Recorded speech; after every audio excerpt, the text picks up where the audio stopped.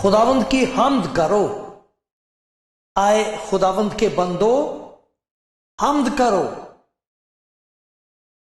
खुदावंद के नाम की हम्द करो। अब से अबद तक खुदावंद का नाम मुबारक हो। आफताब के तुलू से गुरूब तक खुदावंद के नाम की हम्द करो। खुदावंद के नाम की हम्द हो। खुदावंद सब कौमों पर बुलंद बाला है, उसका जलाल आसमान से बरतर है। खुदावंद हमारे खुदा की मानिंद कौन है? खुदावंद हमारे खुदा की मानिंद कौन है? जो आलम बाला पर तख्त नशीन है, जो फिरोतनी से आसमान और जमीन पर नजर करता है।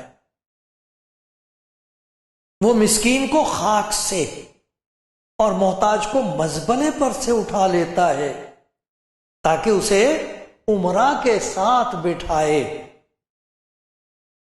यानी अपनी कौम के उमरा के साथ बिठाए। वो बांझ का घर बसाता है, वो उसे बच्चों वाली बनाकर दिलशाद करता है। खुदावंद की हम्द करो। खुदावंद हमारे खुदा की मानिंद कौन है? जो आलम बाला पर तख्त नशीन है, जो फिरोतनी से आसमान और जमीन पर नजर करता है। मिस्कीन को खाक से, मोहताज को मजबले पर से उठा लेता है। आप कलामे जिंदगी प्रोग्राम देख रहे हैं, सुन रहे हैं। खुदा की मोहब्बत की मुनादी, और मैं बहुत हलीमी के साथ, खाकसारी के साथ, प्यार के साथ, खुदा की शुक्रगुजारी के साथ आप सबको सलाम करता हूं। खुदा आपको बड़ी बरकत देगा, जरूर देगा। कभी हो नहीं सकता कि कोई खुदा यीशु मसीह के प्यार की मुनादी सुने और कोई असर ना हो। जरूर होता। मोहब्बत कभी भी नाकाम नहीं होती। ये खुदा की मोहब्बत है जिसका जिक्र आप सुन रहे हैं। वो आपको प्यार करता है, और अगर आप उसके प्यार को कबूल करें तो फिर देखना कि आपकी जिंदगी में कितनी जबरदस्त एक गवाही होगी, जो हलीमी और फिरोतनी से आप तमाम दुनिया को सुनाना चाहेंगे।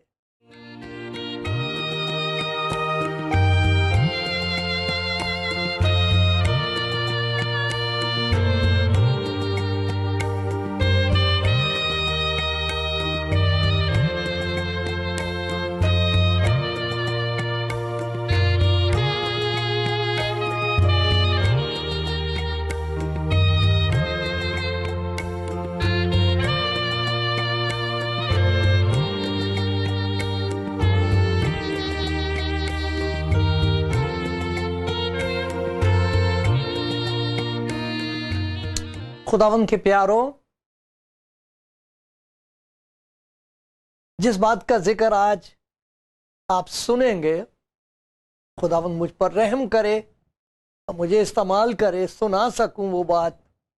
बहुत प्यारी बात है, खुदा के फजल की बात है, उसकी दया की बात है, उसकी दया की दौलत है जो वो देना चाहता है सबको। उसका जिक्र आप सुनेंगे। तो जब हम सुनते हैं तो एक बहुत बड़ी रुकावट हमारे सामने आ जाती है। हमारा ज़मीर, हमारा दिल कहता तू गुनाहगार है।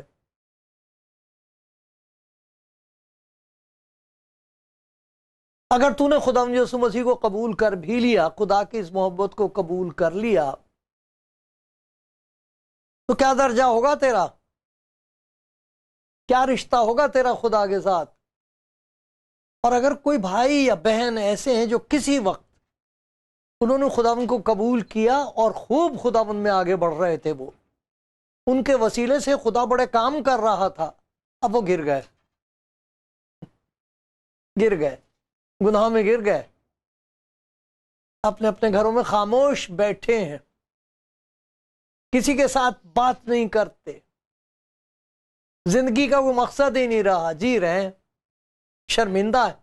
अगर वो सुनता हो तो सुने, क्योंकि हम ये फैसला कर लेते हैं कि अगर मैं वापस आ भी गया, अगर मैं तौबा करूं गुनाह की और उसके पास आ जाऊं, तो फिर वो बात तो नहीं होगी जो पहले थी।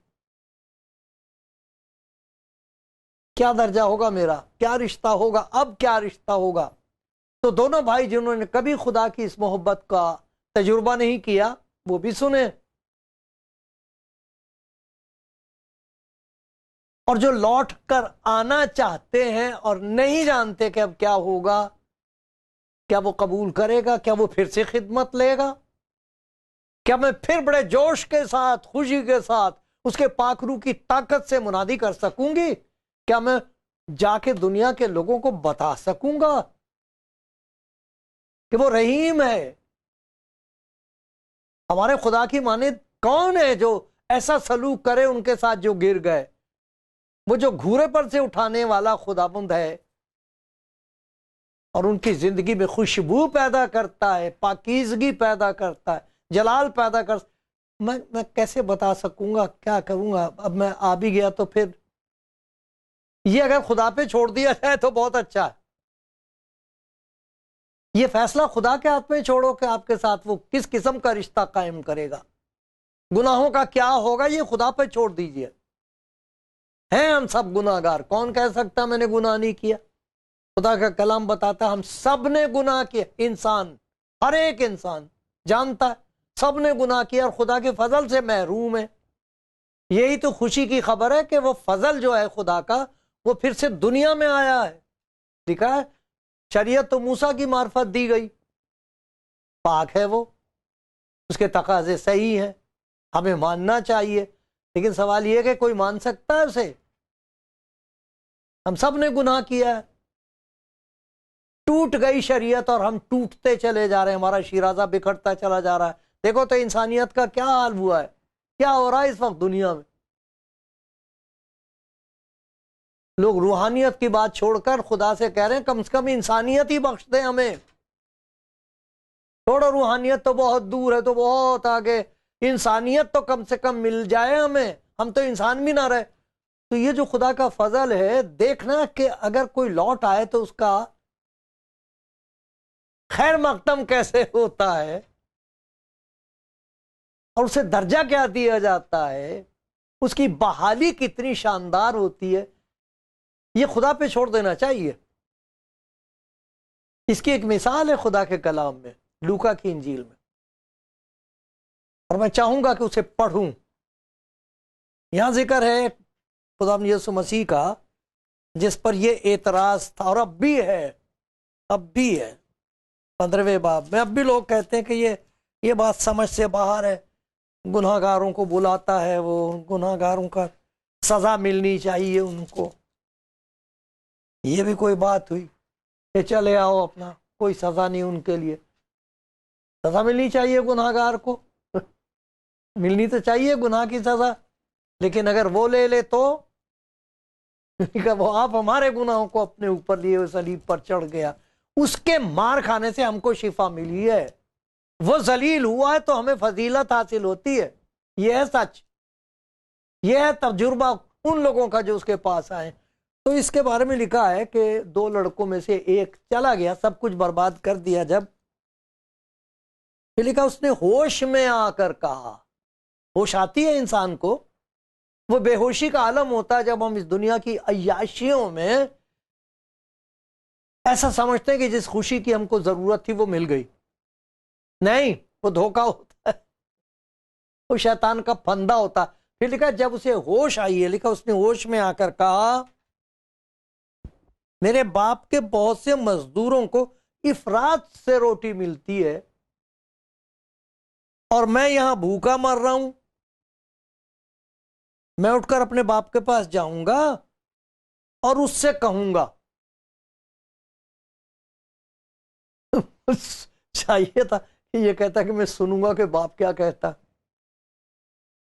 अपने बाप के पास जाऊंगा, उससे कहूंगा अरे बाप, मैं आसमान का और तेरी नजर में गुनाहगार हुआ, अब इस लायक नहीं रहा कि फिर तेरा बेटा कहलाऊं, मुझे अपने मजदूरों जैसा कर ले।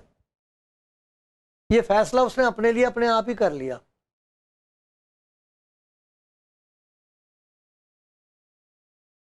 लेकिन उसकी हैरत की कोई हद न रही जब उसे ये मालूम हुआ कि बाप का फैसला तो कुछ और है।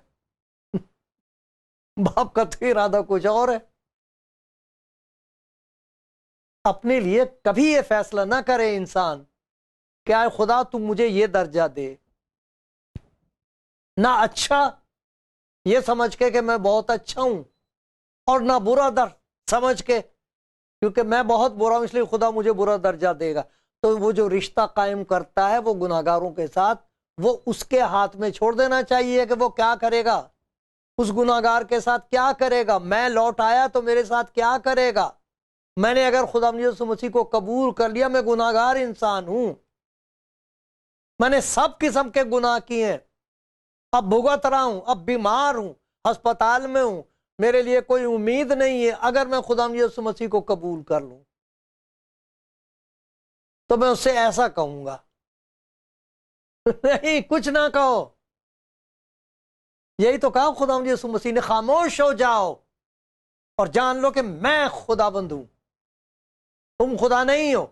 ये फैसला मेरे हाथ में छोड़ दो, मैं फैसला करूंगा मेरी बेटी कि मैं तुझे क्या दर्जा दूंगा। मेरे बेटे, मेरे खादिम, ये मेरे हाथ में छोड़ दे। आ जा, कर अपने गुनाह का इकरार, तौबा करो ताकि तुम्हारे गुनाह मिटाए जाएं और खुदा उनके हुजूर से ताजगी के दिन आए। ताजगी, तरक्की, शुक्रगुजारी, खुशी, हैरत, हैरत ही हैरत। मेरे साथ ये सलूक, एक मुश्ते गुबार, एक मुट्ठी मिट्टी, खाक, ये नवाजिश है, ये मेहरबानी है, ये इनायतें, इस मिट्टी के साथ ही ये तेरा सलूक, ये कहोगे। लोग यही तो कह रहे हैं आज तमाम दुनिया में, जिन्होंने ये चीज खुदा के हाथ में छोड़ दी, यीशु मसीह के पास आए, उसके हाथ में छोड़ दिया कि ये कूड़ा है। मेरे साथ यही तो हुआ था। आज भी याद करता हूं वो दिन जब खुदा की मोहब्बत का जिक्र सुना मैंने कि गुनाहगार के साथ तेरा ये सलूक, गुनाहगारों के लिए तूने अपनी जान दी। शुक्र है कि तू मुर्दों में से जिंदा हो गया, तू जिंदा है, तेरे पास हम आ सकते हैं। उस जिंदा खुदावन के पास जब हम आते हैं, उसकी मोहब्बत की कशिश खिंचाव की वजह से खींचती है, हमारी दिल जान को कशिश महसूस होती है, खिंचाव होता है उसकी मोहब्बत का सुन के जिक्र। तो मुझे याद है, ये वो दिन याद है, वो जगह याद है, वो कमरा याद है। ये कहा था मैंने खुदावन से, हाय खुदावन, तेरे बारे में सुना, वाकई तेरे जैसा कोई और है नहीं। जैसे खुदा के बंदे दाऊद ने कहा था, हमारे खुदा की मानिंद कौन है, कौन है ऐसा खुदा जो जलाल में बरतर है, कुदरत में सबसे ज्यादा है। पाक खुदा, कुद्दूस कुद्दूस, फरिश्ते उसके सामने मुंह ढांकते हैं, उनकी मजाल नहीं है कि उसकी तरफ देख लें, इतना पाक है वो खुदा। उसको कह रहा हमारे खुदा की मानिंद कौन है, जरा देखिए तो। ये मैंने पढ़ा था आपके सामने, खुदावंद हमारे खुदा की मानिंद कौन है जो आलम बाला पर तख्त नशीन है। लेकिन देखिए, फिरौतनी से आसमान और जमीन पर नजर करता है, मिस्कीन को खाक से, मिस्कीन, मोहताज, मोहताज को मजबले पर से उठा लेता। मजबला गंदी जगह होती है। ऐसा भी कोई खुदा है खुदा के बारे में कि वो गंदी जगहों में पहुंच जाए, गंदगी में, गिलाजत में पहुंच जाए, वहां हाथ डाले। और गुनाहगार को जो बहुत धस रहा है, रो रहा है, नाउमीद, उसको उठा के कहे आ मेरे पास, मत रो, अब ना रो, मैं आ गया। यही था जो लोग बड़े दिन की खुशियां मना रहे हैं। और खुशी है किस बात की? है इस दुनिया में कोई खुशी? क्या खुशी है? खुशी मनाने वाले इस बात की खुशी मना रहे हैं हमारे खुदा की मानिंद और कोई नहीं है।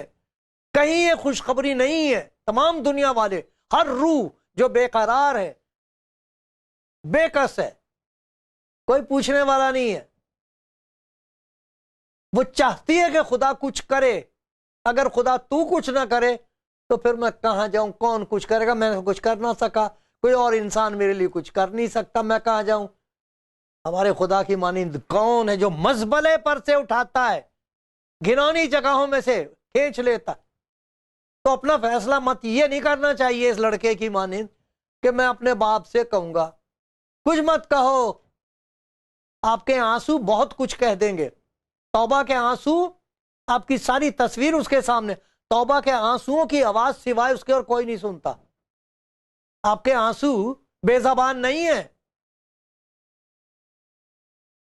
क्या कहा था किसी ने? आंखें जबान नहीं है मगर बेजबान नहीं, क्योंकि जब उनमें से आंसू आते हैं तो वो अफसाने होते हैं, आपके दिल का हाल होता है। खुदा पढ़ता है उन्हें और कोई नहीं जानता। खुदा ही जानता आपके आंसू क्या कह रहे हैं। तरदामनी पे मेरी हजारों निगाह पड़ गई, आंसू नजर ना आए किसी को भी अश्क बार के, आंसू नजर ना आए किसी को भी अश्क बार के। गुनाह नजर आ गए, वो सिर्फ खुदा को नजर आते हैं, वो सिर्फ उसे दिखाई देते हैं।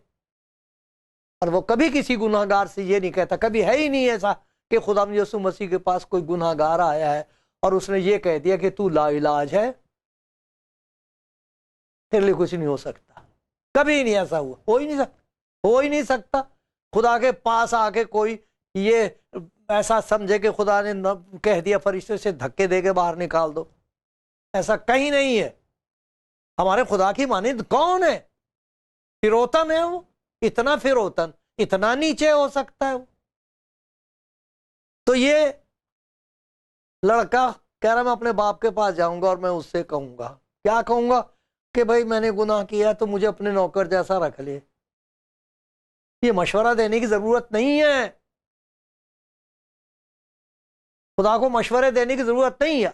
अगर आप गुनाहगार हो मेरे प्यारे भाई, मेरी बहन, आपका दिल कह रहा है कि मुझे जरूरत है, तो आके कुछ भी ना कहो। अरे आपके आंसू सब कुछ कह देंगे, सब कुछ कह देंगे।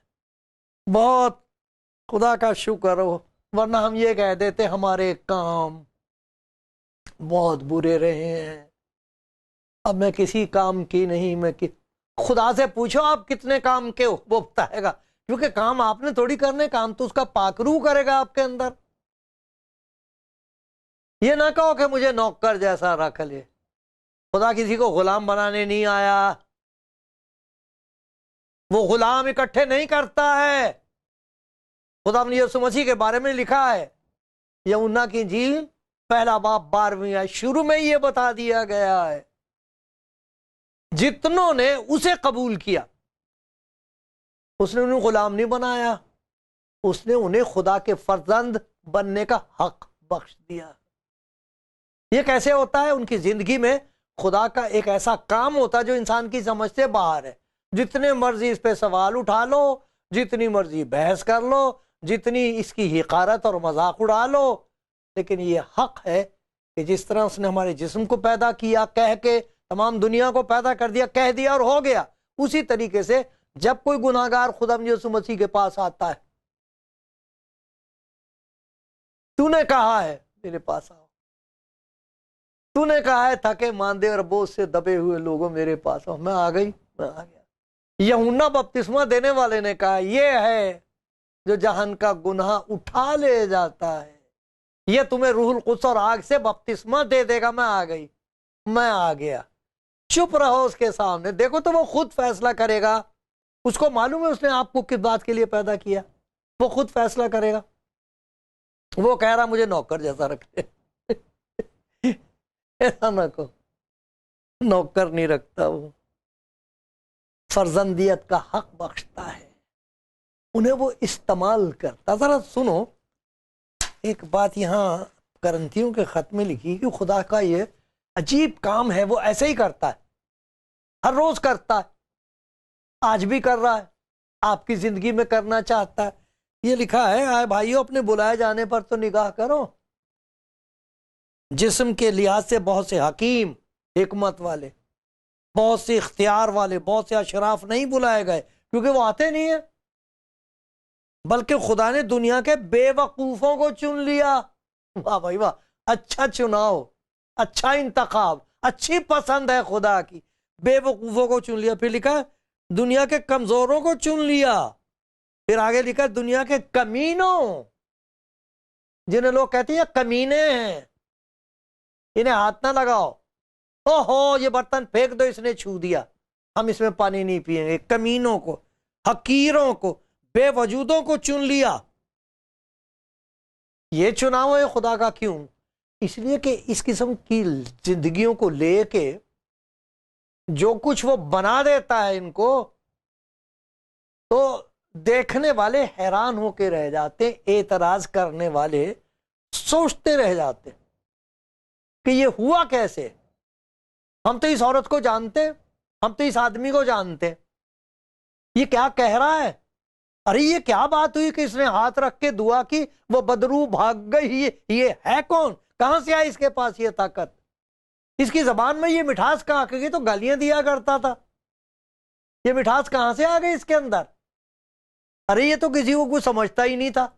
इसके अंदर ये फिरोतनी, खाकसारी, हलीमी कहां से आ गई कि हाथ जोड़ के आपसे कह रहा भाई मुझे माफ कर देना, कोई बुरी बात मुझसे निकली हो तो। अपनी बीवी से माफी, औरतें को हाथ हो, इसका दिमाग खराब है, इसकी अकल घुटनों में चली गई है। अपनी बीवी से माफी मांग रहा लो। देखो, ऐसा भी कहीं होना चाहिए? कोई दानिशमंद आपको नहीं कहेगा अपनी बीवी से माफी मांग। अरे ये खुदाबंद के अजीब काम होते हैं कि जो आदमी मुतकब्बिर है, तकब्बुर में है, घमंडी है, वो खुदाबंद की तरह हलीम हो जाए, पांव धोने शुरू कर दे। शागिर्दों से तो लोग पांव धुलवाते हैं आज भी। खुदावंद यीशु मसीह ने उनके पांव धोए। खुदावंद के लोग जो उसको जान गए वो खिदमत करते, जो कोई करना ने तैयार ना हो, कोई काम करने के लिए वो तैयार हो जाते। ये कौन लोग हैं? ये वो लोग हैं जिनको खुदावंद के फजल का तजुर्बा होता है। वो उन्हें अपनी मानिंद बन, मुझे नौकर जैसा बना ले। वो कह रहा नहीं, नौकर जैसा नहीं, अपनी तरह बनाऊंगा मैं, जैसा मैं हूं वैसा तुझे बना दूंगा। वाह वाह, ये कहता खुदावंद यीशु, आजा मेरी बेटी मेरे पास, आजा मेरे बेटे। ये मत कह के मैं तुझे क्या बनाऊंगा, मैं तुझे अपनी तरह बनाऊंगा जैसा मैं हूं। कामिल इंसान हूं मैं, तू भी कामिल इंसान होगा। तेरे अंदर इंसानियत दिखाई देगी, वो इंसानियत जो खुदा ने आदम को बख्शी थी, और वो इंसानियत जो आदम ने बेच दी शैतान को। मैं कामिल इंसान हूं तुम्हारे आंखों के सामने, ऐसा बनाऊंगा मेरी बेटी तुझे। हलीम, फिरोतन, खाकसार, खुदा की कुर्बत होगी, खुदा के इख्तियार तेरी जिंदगी में काम करेंगे, खुदा की कुदरत और ताकत तेरी जिंदगी के वसीले से काम करेगी। आजा आजा आजा मेरे बेटे, आजा मेरी बेटी मेरे पास। ये मत मुझे बता के मैं क्या करूं, मुझे मालूम है कि मैंने तुझे किस लिए पैदा किया। हैरत हैरत हैरत होगा दुनिया वालों को तुझे देख के, ताज्जुब होगा। और तेरे कामों को देख के जो मेरा पाखरू तेरे अंदर करेगा, लोग आसमानी बाप की तमजीद करेंगे, तेरी कोई नहीं करेगा। तू नहीं चाहेगा तेरी तमजीद, तमजीद उसकी होगी जो तेरे अंदर यह काम करेगा। मेरे पास आओ, ये फैसला मेरे हाथ में छोड़ दो। कैसे कैसे लोगों को मैंने चुना है। पतरस, उसने लानत भेजी थी यीशु मसीह के ऊपर। मैं नहीं जानता जी इस आदमी को, किसकी बात कर रहे हो, छोड़ो परे, मैं नहीं जानता ऐसा। उसको क्या बना दिया खुदा यीशु मसीह ने? क्या बनाया उसका? उसके खत पढ़ते हो आप? पहला पतरस, दूसरा पतरस। ये मार्फत जो उसे हासिल हुई, लगता है वो खुदा यीशु मसीह की तरह। उसके कलाम में है खुदा यीशु मसीह की खुशबू। उनकी जिंदगियों में उससे चलती फिरती, समझो वो जो लाशें थी उनको जिंदा कर दिया।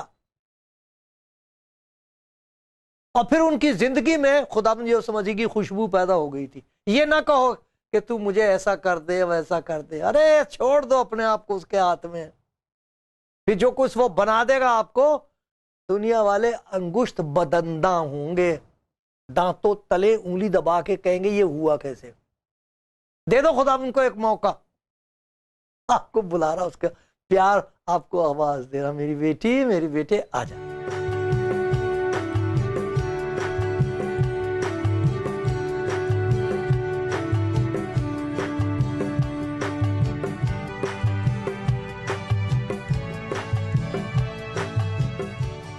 कलाम जिंदगी प्रोग्राम सुनने वाले दोस्तों, भाइयों बहनों, एक आदमी याद आया मुझे,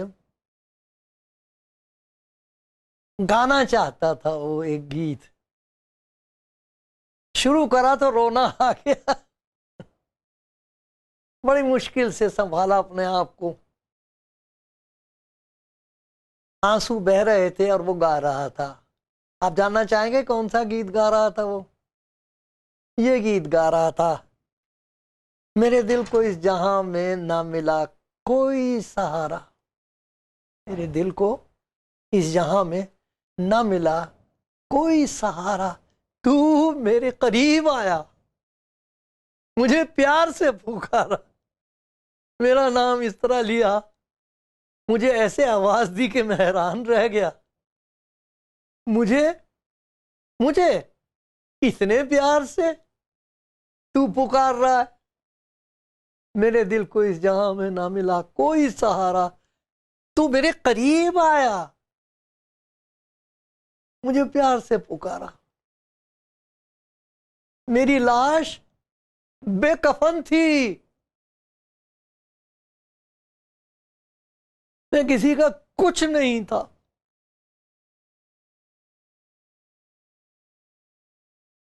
मुझे देख के तू रोया, तू ना कर सका गवारा, तू मेरे करीब आया, मुझे प्यार से पुकारा। वही आवाज है जो दुनिया में ना जाने आज किसको पुकार रही है, कौन मेरा भाई है, कौन मेरी बहन है, कौन बुजुर्ग है। अब सुन रहे, वो आपको बुला रहा, कह रहा है सब कुछ मुझ पे छोड़ दे, फिर देख तेरा रिश्ता क्या होगा मेरे साथ, तेरा दर्जा क्या होगा, मैं बुला रहा हूं तुझे। हमारे खुदा की मानिंद कौन है जो गुनाहगार के साथ ऐसा सलूक करे। खुदा यीशु मसीह को मौका दो, एक आ जाओ उसके पास।